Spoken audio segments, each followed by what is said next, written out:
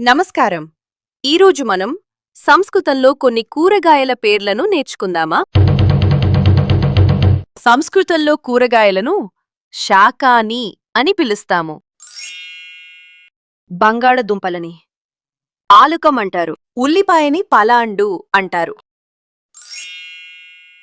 టొమాటోని రక్తకం అంటారు. వంకాయని వృంటాకం అంటారు. క్యారెట్ని గృంజనం అంటారు. పాలకూరని పాలక్య అంటారు. ముల్లంగిని మూలిక అంటారు. మిరపకాయని మరీచం అంటారు. వెల్లుల్లిని లశునం అంటారు. బెండకాయని భిండిక అంటారు. కాలీఫ్లవర్ని గోజిహ్వి అంటారు. గుమ్మడికాయని కూష్మాండహ అంటారు.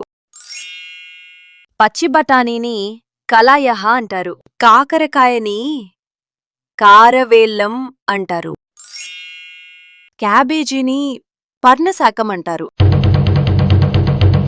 మీకు నచ్చిందా? అయితే ప్రతిరోజు ఒక కొత్త పేరును ప్రయత్నించి సరదాగా నేర్చుకోండి. మీ స్నేహితులకు మరియు బంధువులకు షేర్ చేయండి. దయచేసి సబ్స్క్రైబ్ చేయటం మర్చిపోకండి. టింట్ ఆఫ్ లైఫ్ PL కు సబ్స్క్రైబ్ చేసుకోండి. ధన్యవాదాలు.